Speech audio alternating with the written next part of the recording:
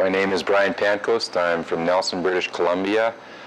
I'm an undecided voter due to the fact that nobody has made us any straightforward promises regarding our new election and our supposedly new government. We have way too many parties running. We're starting to look like Italy, where they have an election every 2 years. Nobody has control. Secondly, our debate televised was first promise, no bickering, no backstabbing. Within 2 minutes, that was broken. Some parties are east, some parties are west. Nobody knows who's going where. Back to the good old days, that's what got us where we're at. Being in small business, nobody's offered me anything to look at. I can create more employment than anybody with some help. Nobody's offering that help.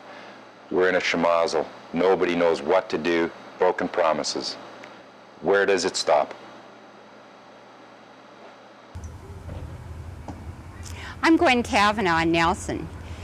You know, it's really hard to understand all the rhetoric that's being thrown at us these days. Because back in the 1980s, there was a really strong separatist movement in Quebec under René Lévesque, and his referendum failed. Now, if you look at the political economists and the politicians nowadays, that would have meant an immediate upswing in the Canadian economy. But in fact, back then, the opposite happened.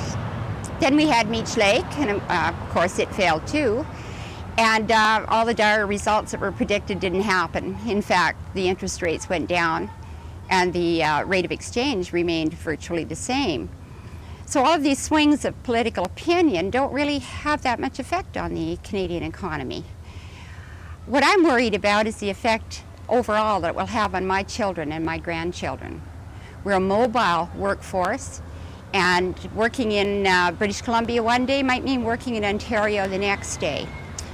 There's one thing that I am getting a bit sick and tired of, though, and that's these Eastern and Western politicians always sticking their feet in their mouths. Haven't decided yet.